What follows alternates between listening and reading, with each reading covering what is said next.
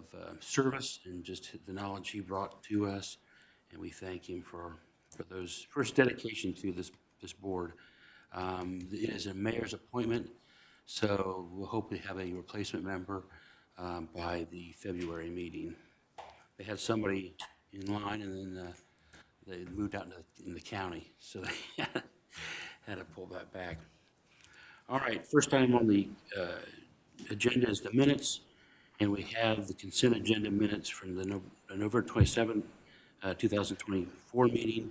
As a regular meeting, we had a consent agenda from December 17th.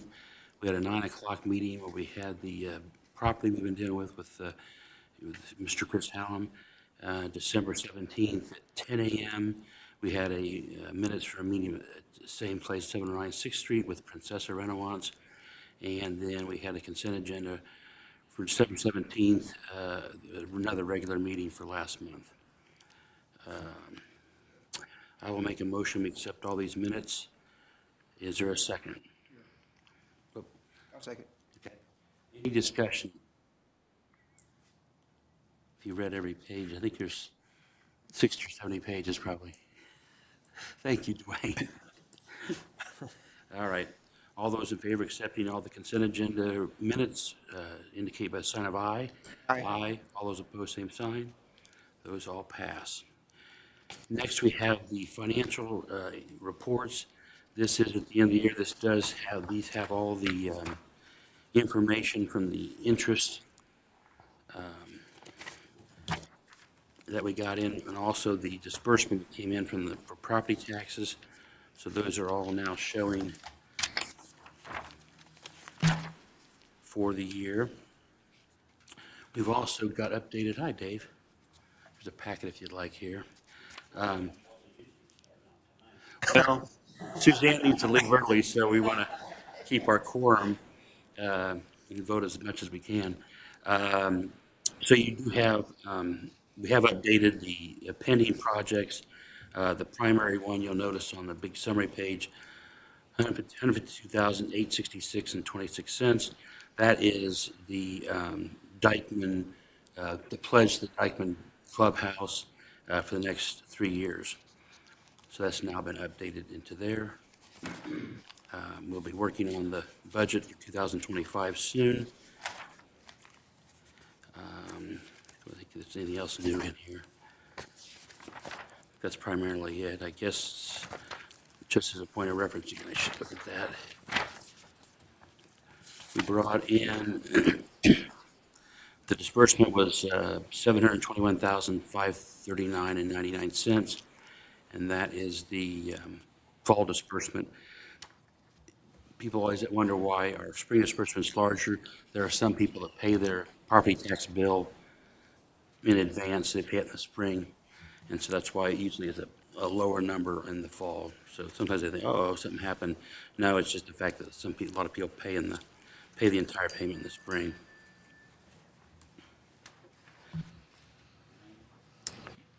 Mike, the only thing I wanted to mention was we talked about this last month, and it's the service fee, and I think we Figured that realized out. what it was. Yeah. You know, and it's just for the group, I think it's related to positive pay, right? Yes. So what positive pay is, it's a way to prevent fraud happening on an account. And, you know, the way it's supposed to function is that there's basically a file that's created. And in that file, created by the account owner, and in that file, it'll have the check number and the check amount.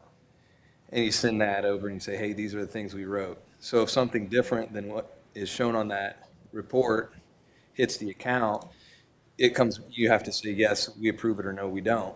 And then there's another part of that. I don't know what Horizon has. It's called payee name verification.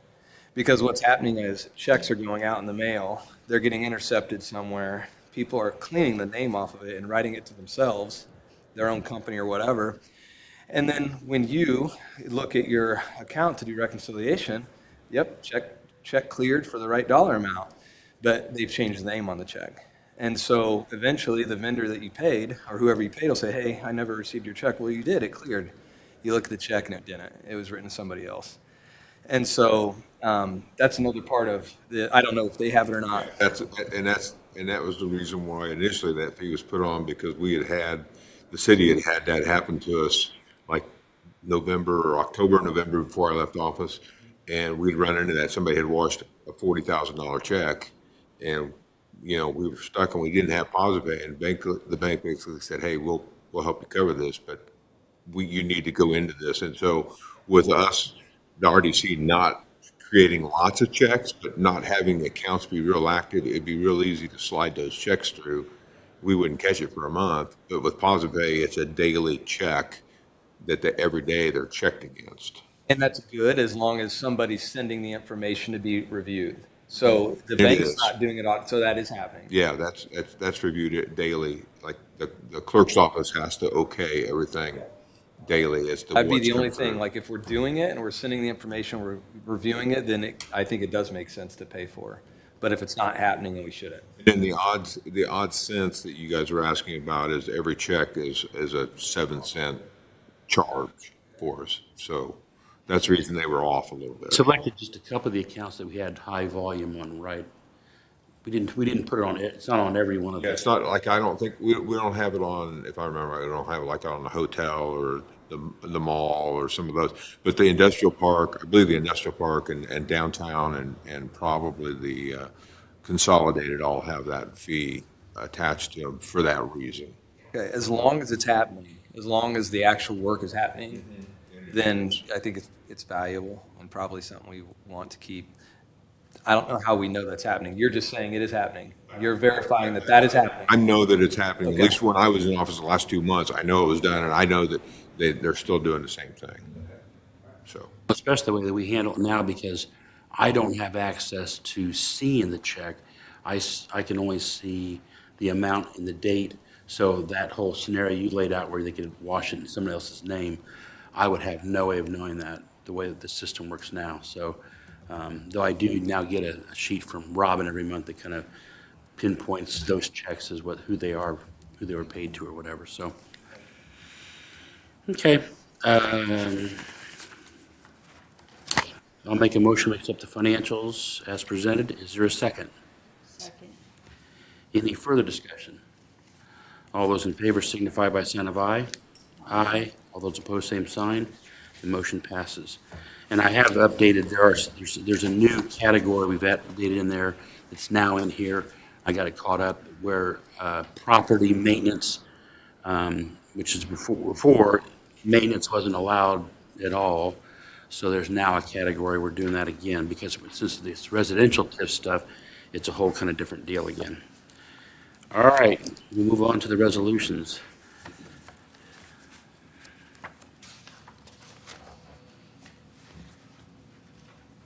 First resolution of the year, Resolution 2025-301. This is the Dykeman Golf Course Driving Range.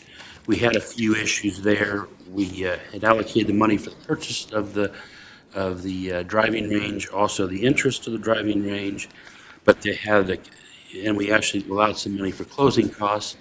We will thank Cass County Title. They actually donated the closing costs as their part of helping that project, so we thank them for that.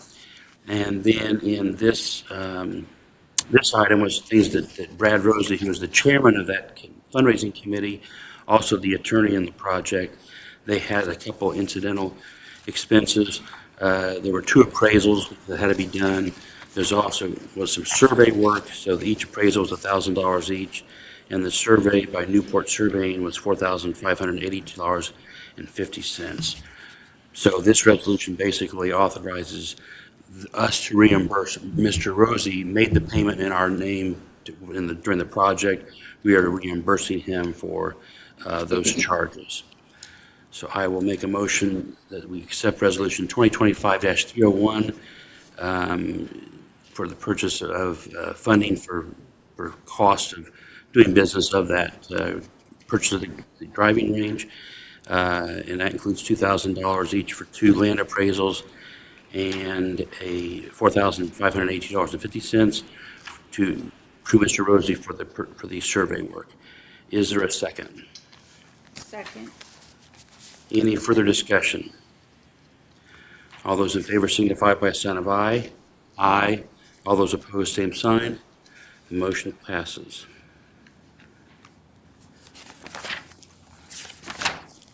Next on the agenda is 2025-302. We have basically 302, 303, and 304 are annual bond payments for the Junction, which is the mall, Salai Hotels, which is the hotel by the mall, and the Lexington Village bond. I don't, Dwayne, do you have anything you want to add to that, or? I mean, they're just the straightforward fee. We have the January payment, we'll have a June payment that'll come through, and it should be the same. A couple of these have trust. They're stated in there what Yeah. your actual intake was from tax revenue versus the 75% that you're going to give back. So, Pretty well detailed in the resolution there as to what the money was. These all had basically the original setup where 75% of the tax revenue goes to the bond, and then we get a portion of that. And you can see that on our financial statements. It shows what we got out of it and what went towards the bond or whatever. So I guess I'll make a motion to accept Resolution 2025-302, and that is payment for the annual bond for the Junction, which is the mall. Is there a second? Second. It's, any further discussion or questions? All right, all those in favor signify by sign of aye. Aye. All those opposed, same sign. Motion passes. Same thing, Resolution 2025-303, I will make a motion, we accept it. It is for the bond payment for the Salai Hotel project. And again, it outlines in there the money that was done. I think this one has a trustee fee also. 1,500 Yeah. that will go to it. So I'll make a motion to accept Resolution 2025-303 for the Salai Hotel. Is there a second? Second. Any further discussion? All those in favor signify by sign of aye. Aye. All those opposed, same sign. The motion passes. Final one is Resolution 2025-304. This is the Lexington Village Residential TIF District Bond. I'll make a motion to accept it as presented. Is there a second? Second. Any further discussion? All those in favor signify by a sign of aye. Aye. All those opposed, same sign. Motion passes. Okay. Now, Resolution 2025-305, if you go to the back of that section, you will see this is the interest from all the various TIF districts, the industrial park, downtown, and consolidated. And you'll notice that the total of all that interest was $169,096.90. And what the state of Indiana has said is that interest on those accounts is not considered taxpayer dollars. And so we're allowed to move that money into our discretionary fund, which allows us to use that for things that are outside of the TIF district, or something, that's something to do with government or a nonprofit, some of those things we do like that. So this is the breakdown of that all for the year. This resolution is to move that money from those individual accounts over into the discretionary fund. So I will make a motion to accept Resolution 2025-305 with the approving of moving the funds to the discretionary fund. And the total amount, as I say here, was, well, I'll answer each one. For the industrial park was $82,367.65. For the downtown TIF district was $34,398.52. And the consolidated TIF district is $52,303.73. For a total to be moved over is $169,096.90. So I'll make a motion to move that. Is there a second? Second. Any further discussion or questions? Yep, just have one. I know, of course I do. I just, just looking, I see it on section 4, the lease agreement funds for 11,412.50. Where are those on the, Oh, I'm sorry. That is the rent money that came in for Chase Davis. And that's on a different, it's back in the financials, if you go back there. And we actually showed that. I think that actually, That came in, that was cashed this last year's was cashed like in October or September. I think it September. went directly, I think, to the And it- discretionary fund to Right to begin the with. discretionary. So it's And that's the already reason there. why I wrote the resolution, John Michael, the way I did. So that Okay. as soon as that check comes in July, then we can put it right in there and we don't have to worry about it. Because before we had to wait until we had a resolution to do it. And now, so this is for 2025, I see. Okay, that sounds good. So this is, say, you can see that number hit back on the financial sheet, October 23rd of 2024, for $11,412.50 from Scott Farms. So, Sounds good. That's what I need. Yeah. Thank you. all be moved, so we're always a month behind, so this is all December stuff. You'll see next month, it'll be all cleared and everything will be pushed forward. Okay, so the motion's been made to accept that 2025-305. Is there a second? Did we do that already? No, we did. We get into discussion. Sorry. got to vote. Okay. I can't do more than 3 resolutions a meeting.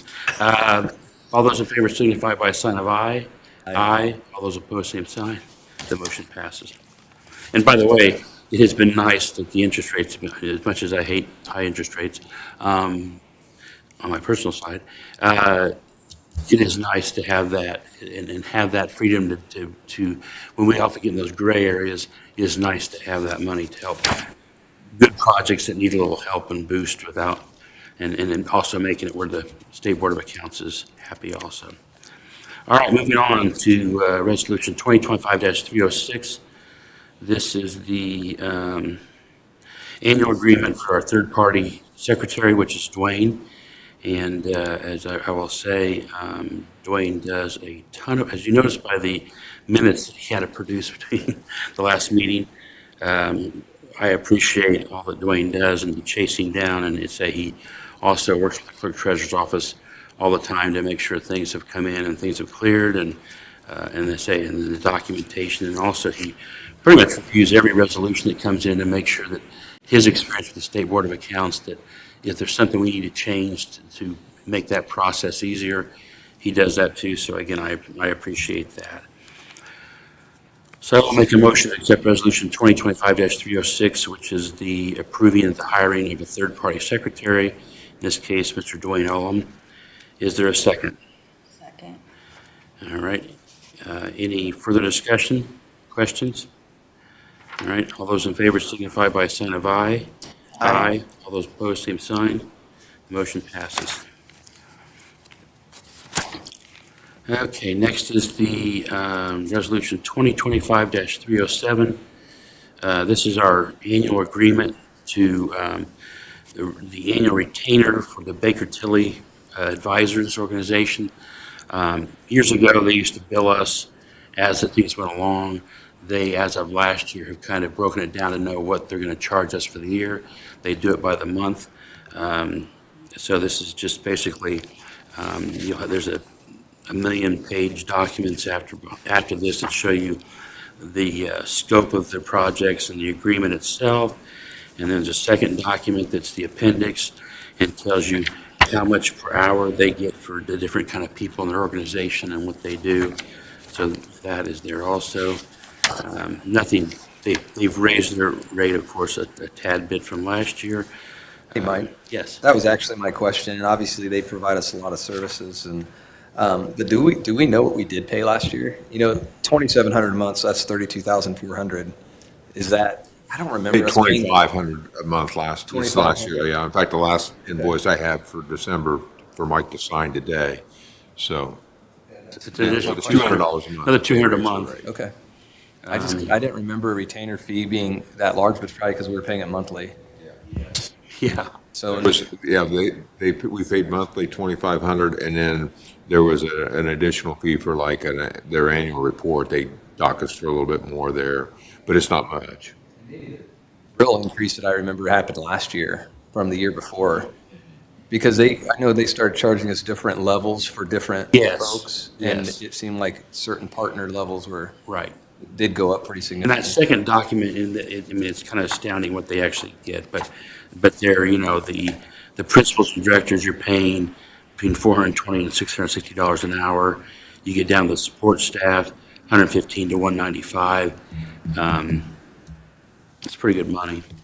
But I will say, years ago, when I was on this board as the school person, at that time, the president of this board thought he could do a lot of the work that we were doing, we were paying for accounting and legal services.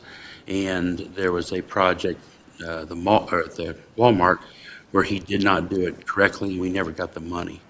And then once you set the numbers, they came back and wouldn't let it happen. So,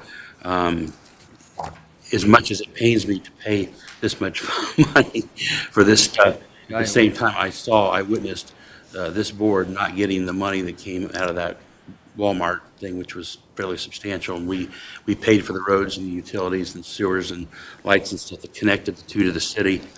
And as I say, it was a sad moment in our history, but The other thing I would just note, not that we would do this, but the termination it just requires reasonable written notice. So sometimes, you have to let them know 90 days in advance or 120 or whatever it is, and it just said reasonable. So if we ever get to a point where we want to, it's not some really extended period of time. and it's a nice thing. And I think, I have bumped into Baker Tilly in multiple organizations, whether it's the schools or here or whatever. They seem to have a lock on doing what is appropriate. And again, when you get into the State Board of Accounts, I'm sure Dwayne can testify to just the value of having them on board with you, and something's been reviewed by them, and then the state sees it. I think it gives your documentation credibility and that kind of stuff. Okay, so I'll make a motion, we accept Resolution 2025-307 for Baker Tilly for the year 2025. Is there a second? Second. Is there, what's the second page? Any further discussion? All those in favor signify by saying aye. Aye. All those opposed, same sign. The motion passes.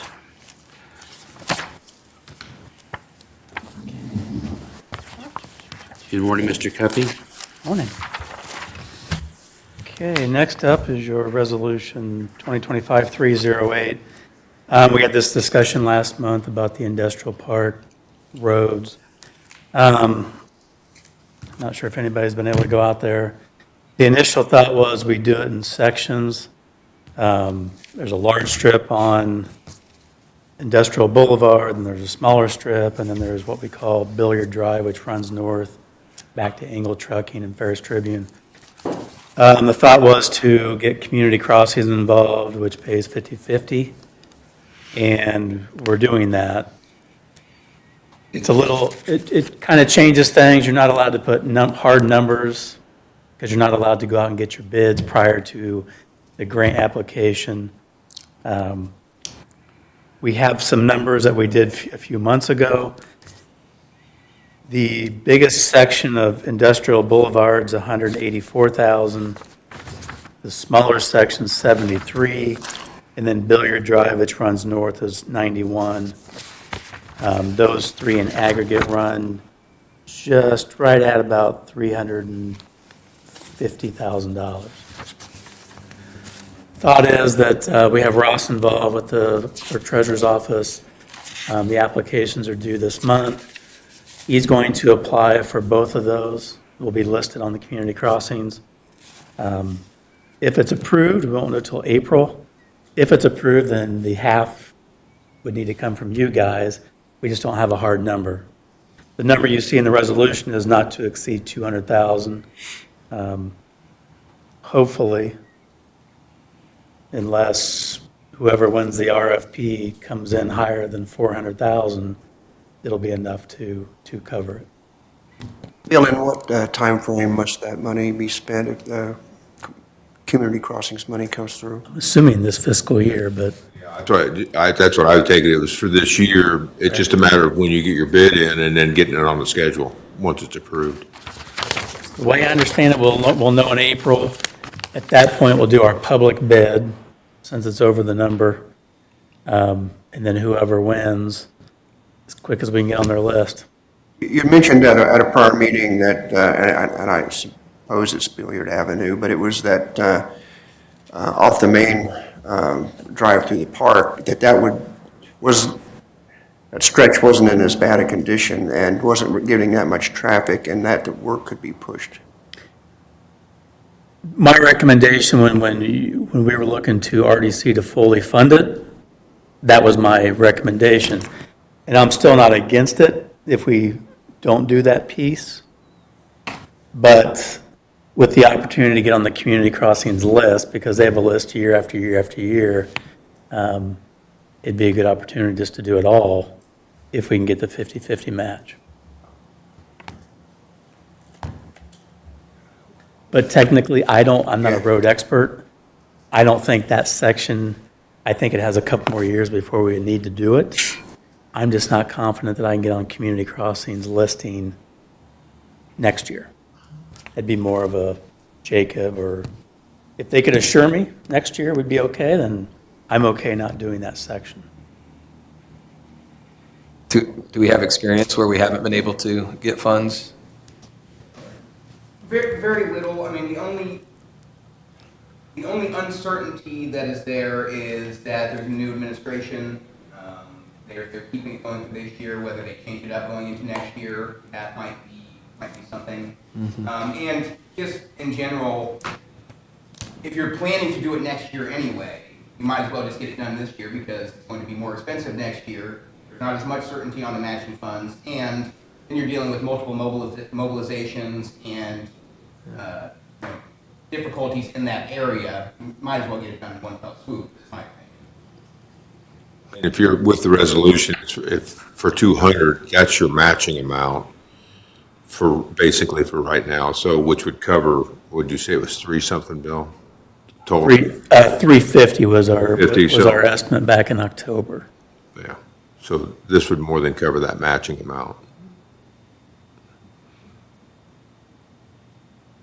I would say something, I think, to bring to the attention, we appreciate the city council and the mayor's office working with us on this. We had originally said we were going to carry the whole load. They offered to help. So I say, sometimes when you hear all your social media of how the world's burning down at the edges, I appreciate them step up. They could have just let us pay it. I appreciate them stepping up and offering to partner on that out there. So anyway, for what that's worth. Okay, so I'll make a motion, we accept resolution 2025-308, not to exceed $200,000 for the infrastructure improvements in the industrial park. Is there a second? Second. Any further discussion? All those in favor signify by a sign of aye. Aye. All those opposed, same sign. The motion passes. Okay, next is resolution 2025-309. This is the old El Tipwa building, and we went through quite a process of, we had 4 people that start out with the process, so we discerned, we put out 20 different things with people in the economic development world, our world, and came down to 2 candidates, and then last month we had meetings there at the site and had the potential owners provide information, and we then voted to give the property to Prime Drain and Plumbing LLC, and then you'll notice here they're now listed as PC Realty, and that's just Prime something or other. He told me what. Contracting? Is it prime contracting? Yes, exactly, sorry. I'm getting old, my memory's gone. So anyway, we adjusted this document, had them do that, and then you'll see in Exhibit A, this is what we call the clawback. And if the following things are not done on time, we can take the property back. And they say this is some things we had not done in the past. So basically, they've agreed to own the property for at least 7 years, so they can't just take and turn the property over and sell it now. And then they've got the breakdown here. For instance, the new garagers by June 1st of 2025, new roof installed by July of 2025, painting in August, washing the concrete wall August, painting the north wall August, and then metal siding on the west and south wall building by end of 2025. Gutters and stuff by the end of 2025. So they want to have it all done by the end of next year. This year. By the end of this year. And I say, I've had multiple discussions with them. It's very hard when you're dealing with contractors and they're trying to get them to give the exact date. I have told them in my experience on this board and other boards that in general, things like tax abatement, we've had situations where a business has agreed to have 20 new employees and all of a sudden they have 15, and so they technically are not there, but then they might go out of business if we don't help them. And I said, this is, even though these are numbers like this, if a contractor had a problem washing the concrete wall or whatever by August, we're not looking over their shoulder saying, it happened in September instead of August. At some point, we would call them in. I also told them it's better to be upfront with us, so if they've got some kind of change, let us know what it is. They are very happy to have been awarded this thing, and they're going to do all they can to take care of this. So, Mike, I've got two questions. I just got to look over this morning, so the first is, if they don't comply and they're materially out of compliance, it would revert back to us with all improvements, Correct. right? We're not paying them. If they put in, Nope. 100,000, we're not, No. okay, because that's kind of silent to that. And then the other thing is just selling the property to another party in less than 7 years will also result in the return of the property. I'm just trying to think how that would work. So if they sell it to another property, that in won't. theory, they're not allowed to sell it to the property, and so Just reading that sentence, it doesn't really, I don't know would work. I think also, just as you're saying that, looking at the wording, because it says it will also result in return, I think you would want the verbiage changed if you don't want it. I mean, you don't want to mandate that you have to take it back. There may be a situation where like, we don't want it. Like you agree with the sale, for instance. Right. If it made sense. So yeah, I think that needs a little more clarity. Those are the only two things when I read over it I just had questions about. I just think that clarity about any improvements is important because they may say, it's not talked about here, so we put 100 in, we want 100 back, and then you can have it. And so I think that's important. And then I think something around that sale. I know they already signed it. Well, there's a separation here between the purchaser or the acquirer of the property and the underlying business now. And this is not the company that submitted its proposal to the RDC. This is a different company. It's been formed to hold the real estate. well, basically what they told me was, obviously, Prime Contracting is their primary business. Their accountant/attorneys, whoever, said they thought it's best that they hold all their properties in a separate LLC. So it is still owned by the same people, but it is a different, it's different than what they're known on the street as. It's their legal name versus their doing business as name. Usually that's done so that a company can divest a portion without divesting the whole. But I don't know if that has a real bearing on our decision, but it's, I've seen it for accounting reasons, like you mentioned, or it's just liability reasons. You could marry the two in your document, saying that you could use both entities. Prime contracting with this is, oh, yeah, doing business as or owner of, Known as. yeah, something. Might not be a bad idea, so we can at least tie the original proposal and to this. I understand. I understand too, they probably just, my guess is they did it from a liability standpoint, just to kind of protect and keep assets of a certain type in a certain way, but that's all guesses on our part. Well, yeah, I mean, that's, in my own business, we have the property separate from the business because then someone could buy your business, you can continue to pay. I think we ran into this with the auto parts, or the Rusty's thing. He kept the building and the land, so he continues to have income from that, but there's somebody else that bought the actual business. I think that's why that's usually done. But he also said there were some tax reasons that they told him that he didn't understand, and, you know, that kind of stuff, legal stuff. Why don't you just amend the resolution on the last whereas, say where the Logansport Redevelopment Commission has determined it is in the best interest of the city of Logansport to award the property to Prime Drain and Plumbing doing business as PC Realty LLC. And that way you've got the wording in there you're interested in, or the name. So there's actually two entities here, so I don't know that they're actually doing business as, there's two separate entities. If one's a subsidiary of the other, I mean, that might be a way to right. capture it. Right, but otherwise, it'd have to be just worded differently, yeah. Almost like it's the people. I don't know how you do that, but like it's the two people own both entities or something. Yeah, There's two separate LLCs from those two owners, and I assume they're I guess they're an LLC, so they're not a partnership, so, they're an LLC. But, and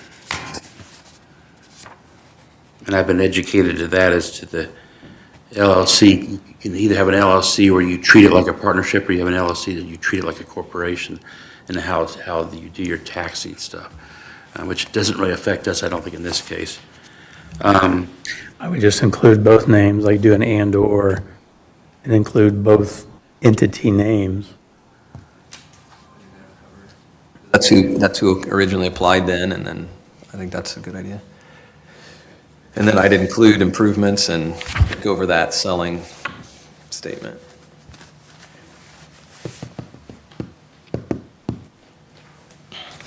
So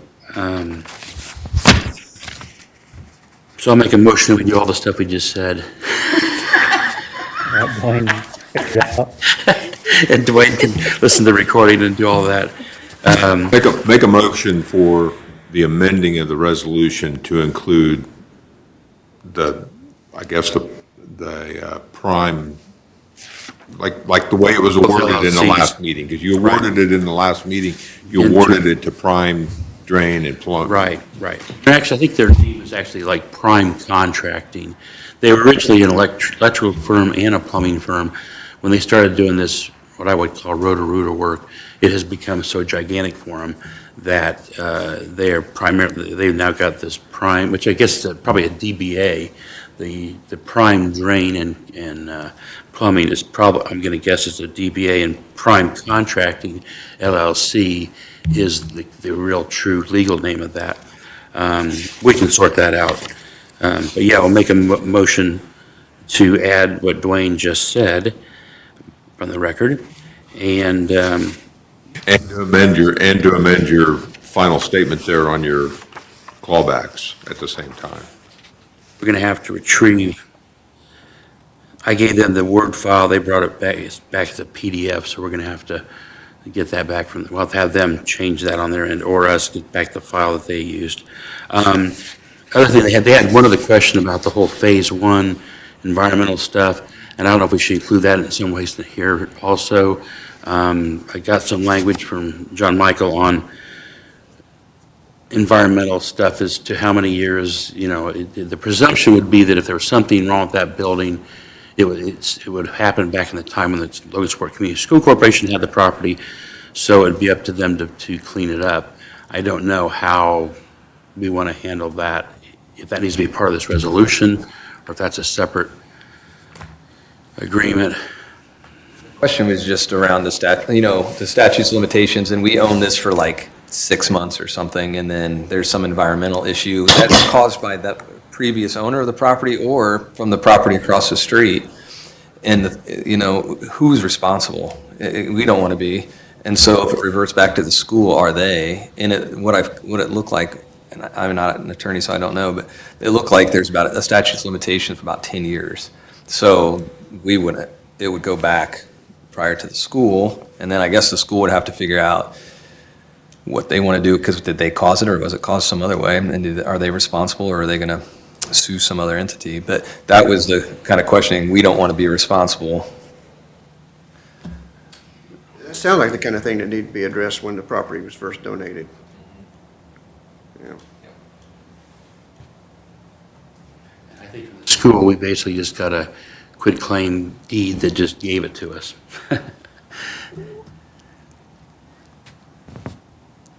I think in that world of environmental, you saying you're not responsible isn't going to hold up. Right. It'll just be based on who actually created the problem, and you've done nothing there, so I don't see that you'll ever be liable. Okay. Determines what is the cause of the liability. I think you could just reference the law or environmental, we need to look at the statute or But something. that's what I mean. So like, if we end up saying, okay, it wasn't caused by the school, it wasn't caused by the school, and who's ultimately going to be responsible for that? Because who owns it? If Hallam doesn't own it, because, he doesn't want it anymore, and it comes back to us, the statute of limitations is more than 10 years, because the school owned it far more than 10 years, but it was caused by somebody else, and we end up with that property. And I guess that's my concern, is if, because of that statute of limitations, and you're right, we should have asked these questions earlier, but we didn't. So now we're trying to figure out is there any liability for us? Well, it sounds as if there was liability for us, it already exists. So. Taking ownership of it? But the fact of the matter is, the RDC conducted no business at that facility. That's right. So I think we just move on. Yeah, that's all we can do, okay, and just see what happens. So what are we willing to provide the prime contracting folks? Are we willing to give them We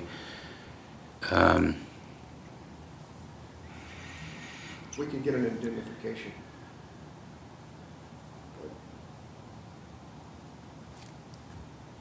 And then they basically are saying they'll take responsibility, or it would revert When I back. was at the bank, we had indemnification clauses that would be filled out by the current owner, attesting that they did nothing, and there was verbiage that would relate to who was the proprietor that caused any unforeseen issues. So Prime would be taking ownership, knowing that we're saying verbally that we did nothing there, and that form also would address, it's really not going to be his problem. I'm sure you have some forms, and I don't have them with you, but that would there's definitely forms out there that, as you just mentioned, indemnifies, gives some assurance to the new owner that we're okay. But nobody's ever going to know unless they do a phase 1, 2, and Have they requested phase 1 or phase 2? not to my knowledge. I mean, I think they wanted some more verbiage. well, we had talked about, they asked if we were going to do a phase 1, and then they needed to wait to sign this contract, and we did that. And I said, and we discussed it, so probably not going to do a phase 1. So then, and I said, so, and they said then, well, is there something in writing you can give us that tells us that we're not going to be responsible? If something comes up now that is wrong and happened 10 years ago, 5 years ago, 20 years ago, they're not responsible for cleaning that up. I think in their business, they find all kind of interesting things that people assume when they bought a house that it's hunky-dory and then things are not. So I think so they asked if, 'cause I said, you don't have to worry, it would be on the school. And they said, do you have something you give us in writing rather than just you saying you'll be all right? So, So they're asking for an indemnification. yes, basically. And because we brought the whole phase one, they weren't sure if we needed to wait to do a phase one before they signed that contract or that exhibit. And so then we discussed it and said, we don't think we need to do a phase one. It's usually the buyer that Right. protect them, yeah, Right. protect themselves, yeah. Yeah, that's part of the titling stuff, but. So, I would put it back, if he's wanting to conduct one, then you would delay the technical closing until then. If not, we move forward. yeah, I don't think that they're not demanding with the phase one be done. They're just aware of, there's an industrial plant across the street, and who knows what could happen. I mean, they just said they've been around a while, and they've seen things, where people get drawn into stuff, and so they just inquired, are we gonna give kind of a indemnification off of, And if we refuse to provide that, well, they won't take it? The I bill? don't think so. I don't, they're both kind of, they're fairly laid-back gentlemen. It's just that when we started mentioning phase one stuff, that brought their attention to, I don't think there's anything you can say or do verbally that can no. free them from any issues. Right. Because it's an unknown, we don't know Right. what's there. If Well, I something's suppose- found, it's not gonna fall on them. Right. The only thing you could do, I suppose, you could do some kind of Idea of having environmental him do study it. now, and that they'd say, this, if there's something happened, and it was clean today, and then all of a sudden they got it in 10 years from now, then they're responsible because it was clean back in 2025, and now in 2035, there's a problem. But as you say, it more than likely could be coming from across the street. I don't think Bill's idea is a bad one. If they want to do a phase one, then we'll delay transfer of ownership until they get that done, because then depending on the results, we may say, hey, school, we're going to revert this back to you, and then you can deal with it. And then it won't have gone from our hands to their hands, and then, that could be an idea. I agree, Bill. And without that, I think anyone whose name is on the chain of title is going to have a potential liability, so.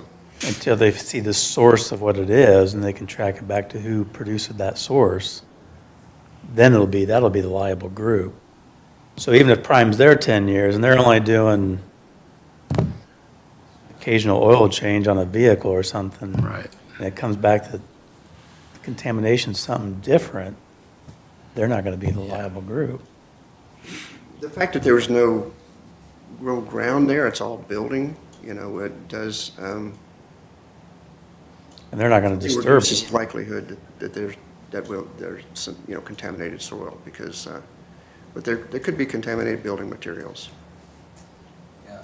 So I'm just curious about what happened across the street, even a lot next to the building. I don't know what happened on it. There, things can leak, and I just, you don't know. It could be nothing, but I think it's a good question to ask. If I were them, I'd be asking that question, I think, before I take ownership and potentially have some I think issue. twofold, we give them full assurance that we did not create anything as our ownership group.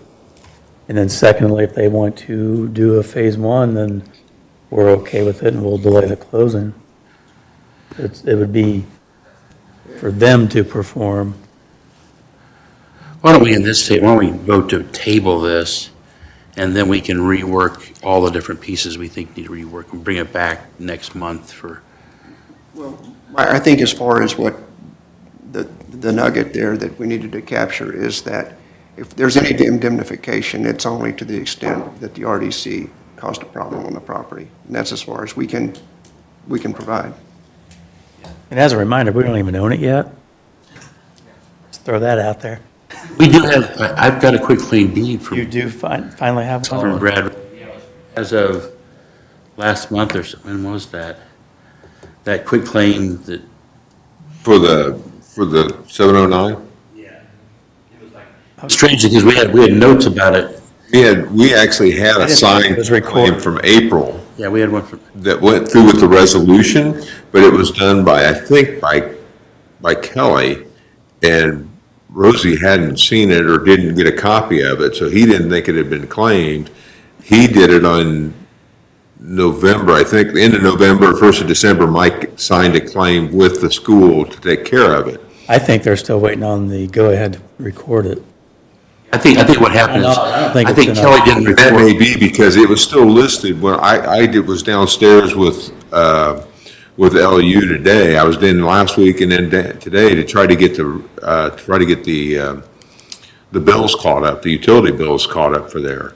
And they were still billing the school up until Friday, I think it was. And Friday I went in and had everything changed. So it's now officially being billed to the RDC, but the school had not paid it for the last 2 months. So I have a total of like $2,400 in utilities that will have to be paid on that building. I've got a claim for the $800 for this month for Mike to sign because we've already got a resolution for that. But if we want to pay back, we'll have to do that next month, either reimbursing the school or paying it ourselves, whichever you guys want to do. But it has now through LU been changed. I don't know that it's been done through the county. I don't think it has been. And that- I think the deed's been executed. Rosie was waiting on. Rosie saw Sent that an it did email not. to Jacob, and to make sure we're ready to record this, and we have not gotten the go-ahead to record it. And it's still, according to the system, it's still in the school. Okay. Well, let's do this. I'll make a motion that we table Resolution 2025-309, and we'll just sort through all this stuff before next month. Second. Is there second? Okay, second. Is there any further discussion? All right. All those in favor of tabling Resolution 2025-309, say aye. Aye. Aye. All those opposed, same sign. That has been tabled. Second there. You were, John. Okay. Topic's never going to go Okay. away, is it? All right. Do you need to go? Do you want to go? Yeah, I need to Okay, Suzanne has to go. All right, last item is or I guess not the last item. Resolution 2025-310. These are property taxes that, in a total of $1,415.70. There is a breakdown on the next page of all the $6 and $5 and $7.50 for Lexington Village properties. Went in on Friday to the county treasurer and got these are updated values. And it's late because of me, because I didn't realize, Bill pointed it out at the November meeting, which was already past the due date. And I didn't get it done on December because I was out of town so much. So this is the total to be paid, and we'll get it paid next Wednesday. And the county's aware of that because I talked to them about it. So this is just basically paying what we say. We owe on the Right. Lexington and Chase Davis property. Is And it, there were 4 properties that have been removed from payment, which I had marked. So, from Lexington? yes, from Yeah. Lexington. Yeah. Has there been any new activity on Lexington? Yeah, there's 2 more houses under contract, waiting on the concrete plans to open again. There'll be one of larger size, and then our smallest one yet. So your 250 range to 500 plus range are the next 2. One more along Yorktown and one more along High Street. So we have 6 total, but 2 haven't started yet. And one of those 2 has a basement, so they gotta dig and, they're kind of waiting for weather to kind of. And the speculative home is sold. So they're all pre-sold, no speculatives at this time. So I would imagine he'll do another one of those. You said you removed 4 properties from this list? There were 4. Yeah, the ones that are highlighted there have been pulled out. See. When I did it originally, they were in yellow and they kind of come out gray here, but you can see. Yeah, okay, I see, I got you. Put it out there, came out a little different. Great. But those were the 4 that have been transferred that we're not responsible for now. So, And so those aren't in the 1450, 141570, or they, okay. They're on this list, but they're not included. that's the reason I put down at the bottom, removed from payment, which is the ones we have. Chase Road on there also, and Saw that. a late fee. Has the paperwork been fixed? We won't be taxed at all? Yeah. According to Aaron, those have all been taken care of. This is from last. This is last year where we didn't get that done the year before. So we should be good going forward now. So I'll make a motion to accept Resolution 2025-310 in the amount of $1,415.70 for property taxes for Lexington Village and Chase Davis property. Is there a second? Second. Any further discussion? All those in favor signify by sign of aye. Aye. All those opposed, same sign. The motion passes, and that'll be 3-0. I guess I'm just looking at that 10% penalty. It doesn't quite make sense, but I'll let it go. But, okay. That was due, I mean, I'm not sure if this is, there may have been a spring payment due to, we may have missed spring. We made a spring We payment. did make a spring payment, we didn't make a fall payment. Yeah. We're lucky to have a sheriff's sale and have it all. Okay. Last item that I've got is Resolution 2024-359, which is the property downtown, 201 East Broadway. This is the All Saints parking lot that we had put a bid in for, and then they gave it to somebody else. And then what seems to me, they didn't originally disclose their restrictions list, which is in the back of your packet. And I believe that, I don't know for a fact, but I believe that the car renovation business was there, was probably trying to buy that, to put cars on. And that's one of the exceptions. You cannot have any automobile, truck, trailer, recreational vehicle, service and repair body shop operation is not within what they allow you to have in that, for that property to be sold for. So they came back to us and said, would we like to do something else? We originally had offered $110,000, we dropped it to 90. And they have accepted that, this is a signed document, they've accepted it, so it's now back to us. We've got some stuff, we want to do the environmental and that sort of stuff, so the ball's back in our court again. So, another piece of land. This one, Bill, I think somebody actually has an environmental, right? We were just going to do the geotechnical, but didn't somebody already have an environmental Yes, that we could look? the real estate agent said they offered to let us have their phase 1. So the only thing we don't have, they didn't do a geotechnical, I think. So the geotech was what Bill was concerned with getting done, and that's what you approved last month to be able to do, provided this was accepted. So I think you've talked with him before, or do you need his contact? I want to make sure we have the same contact. Okay, Could you recently talk to them? Yeah. That's why I can go to the okay, firm the right people. okay, Because we're not going to move on to the appraisals until we see the geotech work. okay, No reason to spend money on that. right. I even made through my email, so you email me, Bill. I haven't even admitted my email yet today, okay. Who's reviewing the existing Phase 1 report? I think we nominated you for that. Is that what you did? Yeah. I'd be happy to take a look We at haven't it. gotten it back yet, so it's Yeah. basically, I think the person that originally wanted to own it did the phase 1, and so we've not even given that yet, but, Yeah. To read through it and see what the executive kind of summary is, and if there's any concern, that'd be great. It's now become your wheelhouse. Okay. Welcome to the party. Great. Okay, so we'll get the geotechnical thing going and then to say,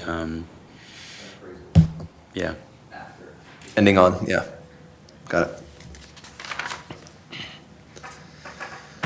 there's been some people reaching out that have some interest there. They like the fact that it's near Bankers Row, and thus if you did something with a retailer establishments below, you could have some historic-looking properties above or whatever. And I'm hoping maybe that these people that are talking might put their money where their mouth is rather than just suggesting we do. I see this, I don't see us, I don't know, who knows, can't say that. But it does, I mean, at least there's some interest out there, and I say, and probably in this case, we stepped in, it could have been a car lot for cars waiting to be repaired, so probably good for downtown.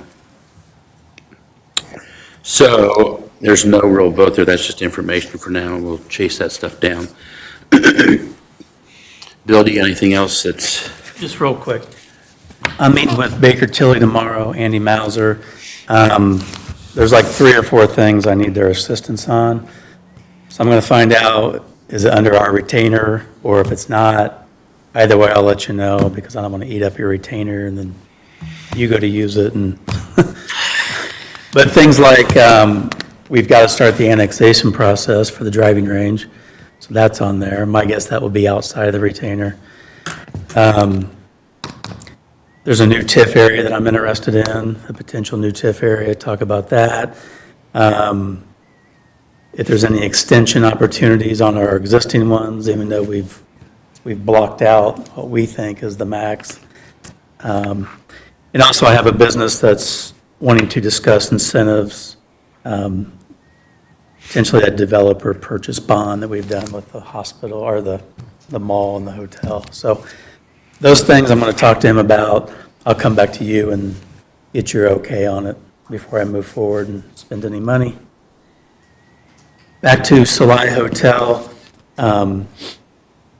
When that project started, we anticipated that the full assessment would be $3.5 million. So we based all of our projections off that. It has recently been assessed at $3.5 million. So you'll see it with the 3% cap, that's going to take them to about $105,000 annually in property tax. We'll get our 75, or the 75-25. So that thing's working exactly like we thought it would. So oh, every once in a while, imagine that. that's all. And Bill, so the annexation of Chase Davis, No. Oh, I'm sorry. that's up now, right? It's effective. It's done. It's in our inventory now. It's on the budget items of the police and the fire Okay. and everybody else, Great. street department. So it's officially annexed. Okay. As of January 1st. Yeah, you were talking about Dykeman, but that just made me think Correct. of the other. Okay. We have to do the same. I can't get you guys into deals in the county without pursuing the annexation. We have to stay clean with SPOA and everybody else, so that's why we're moving forward. Great. Thank you. Any public comments?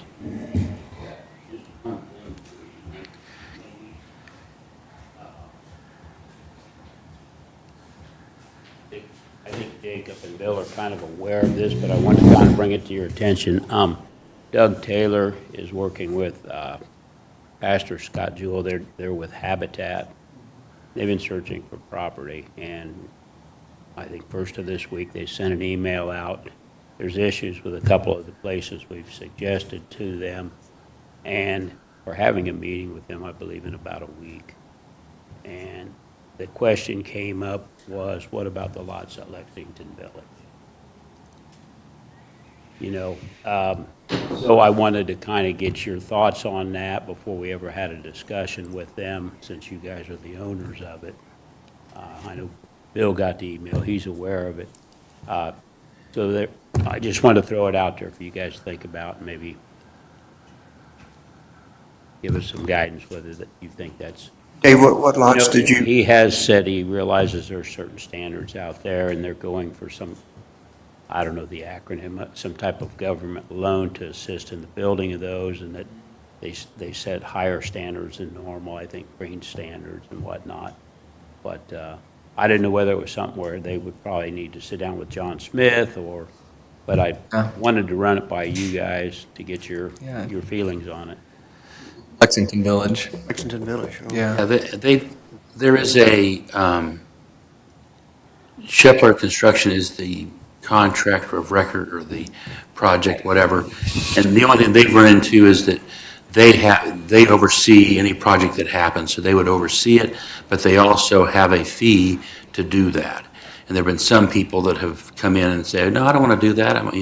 We have given free land to be given to those that buy the house there.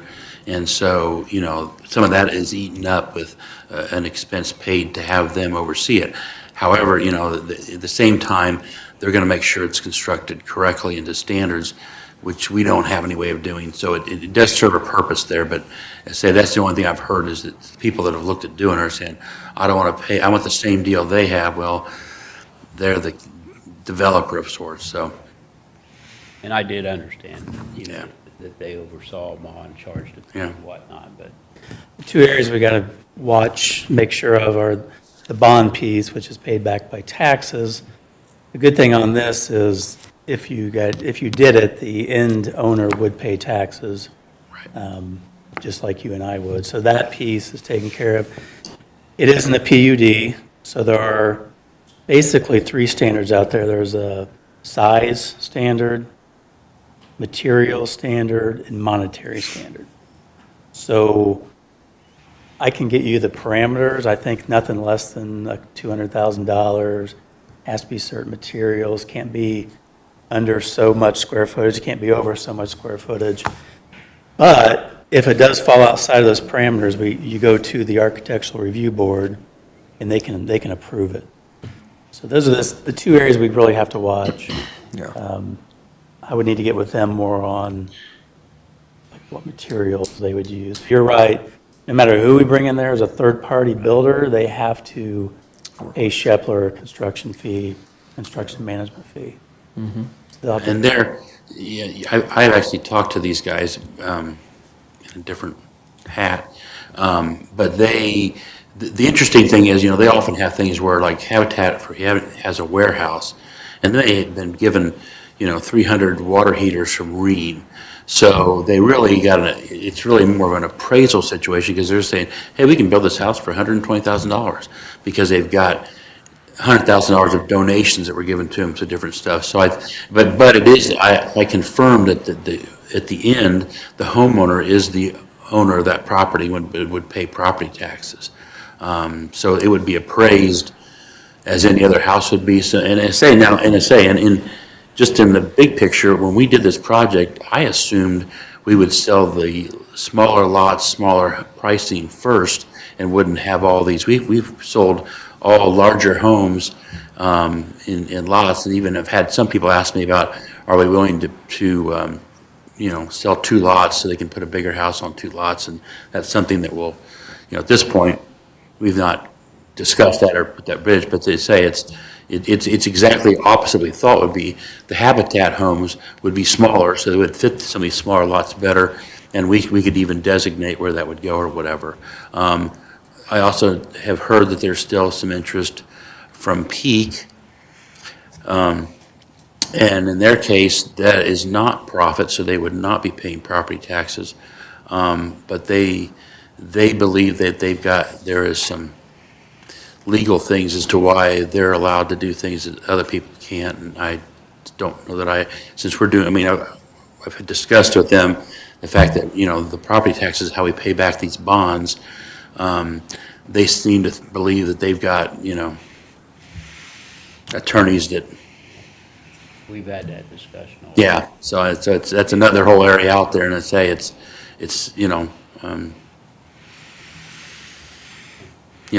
I don't know. Well, I didn't know if you were aware of it or not, and I Yeah. wanted to bring it to your I don't think it's a bad, I don't think it's, right for us to discuss it without you guys. yeah. So if you're not, aware of it. if you're not against the idea, obviously there's parameters set out there, so that kind of keeps things. If you're not against it, then we'll talk to John Smith and we'll talk with Habitat more on what they're looking to build out there. They would fall under the USDA rules, which are higher income True. level Right. placement, so. Concern is just the income constraints and then really how it's constructed and how the review board, just, are they willing to approve anything? Not that they are, but you're building $750,000 homes, $500,000 homes regularly here. That's kind of been the experience, one 300,000, I guess, and maybe a smaller 250. That just that it does fit what we're trying to build out there. And then obviously that means property taxes need to be able to be maintained, and the property taxes have to be paid. So, and I know you all know that, but. And I kind of assume, like Mike was saying, you know, when that was originally drawn up, there was an idea that the homes along Yorktown Yeah. would look more like the homes across the street. These ones that are being built right now. Yeah. But Right. again, it was just to let you guys know. Yeah, I think it's There's something to discussions out there. consider for. They're coming in at the front end of this project. There's going to be a time when you start looking for fire sale, and, you know, I mean, right now, they are not short of people wanting to build homes. 3 years from now, you might say, geez, we want to, you know, because, you know, you start wanting to scramble to finish it off or whatever. It's a different time. So it's just the timing's weird for where they're coming in. Same thing with the Peak folks. They're coming in at a time when, you know, they have plenty of people that are saying, yeah. And one of the nice things that I've run into is the fact that since Shepherd's used to being kind of a custom home builder, you're not having to just take what a developer plops down there, and they've got 6 of the same homes. You can modify each home, so as long as it meets the PUD standards and stuff like that. So it's kind of neat, I mean, but good problem to have, and we appreciate you giving us a heads up, though. And I would say one last thing is from the conversations we've had, they're looking at building like 6 or 8 all at one time. They're putting in a grant for that many Yeah. homes at one time. And they think they'll do that like each year for the next. Yeah. So, And the reason is the area that we were thinking is in the floodplain, essentially, that the process to get it out of there, they'd all have to be raised up. so they moved their interest to somewhere else. Yeah. Which is now potentially Lexington Village. Got it. And you said the USDA loans, because my understanding is like the people, they'll apply for like a low-interest loan, but the income levels are higher? According to them, that's what the email stated. yeah. Okay, good. Okay, great, thanks. Yeah. Good information. Any other public comments? No? All right. Any board member comments? I don't either. All right, well, next meeting is February 26th at 11 a.m. This meeting is adjourned. Thank you.